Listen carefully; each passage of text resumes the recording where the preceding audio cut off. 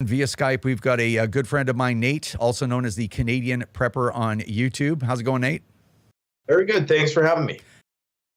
It's my pleasure. All right. So back in 2014, you started this little YouTube channel called Canadian Prepper. And now it's grown to, it's probably the biggest prepping channel in Canada on YouTube, I would think, if not one of the biggest.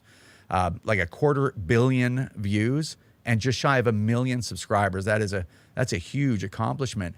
How did all this get started? Well, it really just started with me taking an interest in preparedness and starting to discuss various preparedness-related topics on YouTube, and now it's evolved into a full-time job with a studio and an audiovisual team, editors, camera people, the whole 9 yards. And yeah, it's really taken off, and never imagined it doing so at the time when I first started, but here we are. Yeah, well, not only that, but you've parlayed that to a pretty sizable online store, warehouse, the whole operation. Yeah, the whole basis of our store and the philosophy of the store is to try to get people what they need.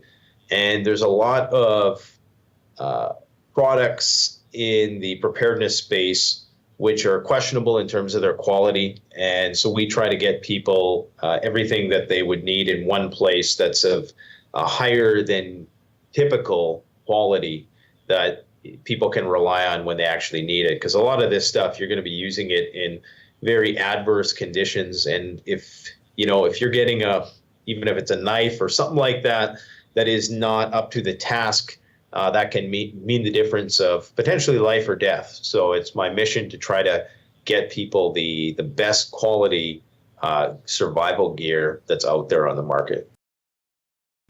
Well, speaking of that, so on the channel, you have gear reviews, you have how-to videos, you've got winter survival, you got all kinds of really good stuff on the channel.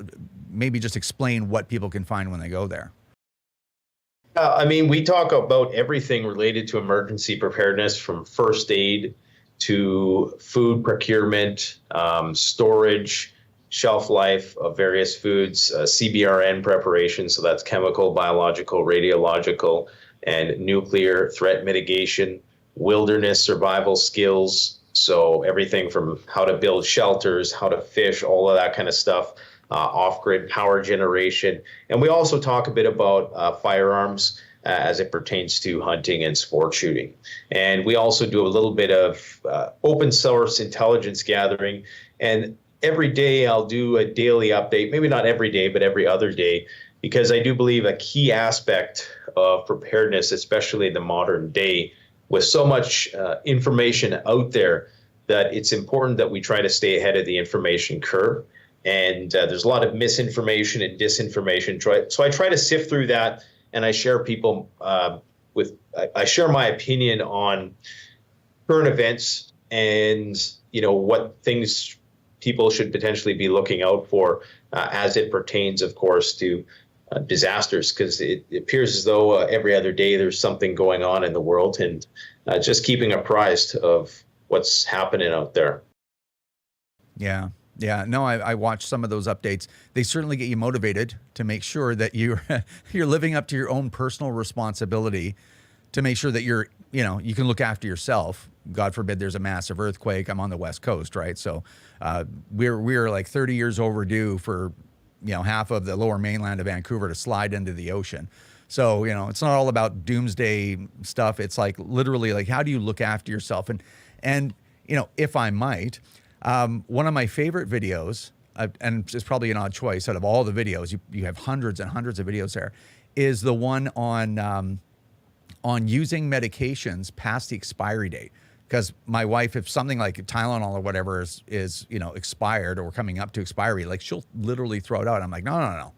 That expiry date's not there specifically for that reason. Maybe just talk about that video for just a second, because that was really useful information for me.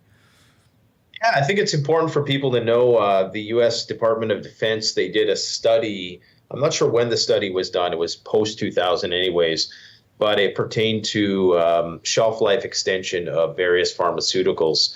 And what they found was that most over-the-counter and prescription medications retain their potency up, in some cases, up to 90% for well over a decade after the suggested expiration date. So, I think, and we also have a video that we did on the shelf life of food. And something very similar happens with food, in that most expiration dates, they're not actual expiration dates, they're just best buy dates. So it's important, I think, for people to know, especially, when we're talking about an emergency, if you need to use either a medication or whether it's food or some other type of perishable item, that you're aware that these expiration dates in some cases aren't, it's not like, that day comes and you can't use it anymore. So yeah, I'd encourage people to go check out that video if they want any more information. Yeah, it was definitely a good one. I found it useful. Now, we've done some work together when it comes to firearms. We only got about a minute left, but there's some firearm related content on your channel too.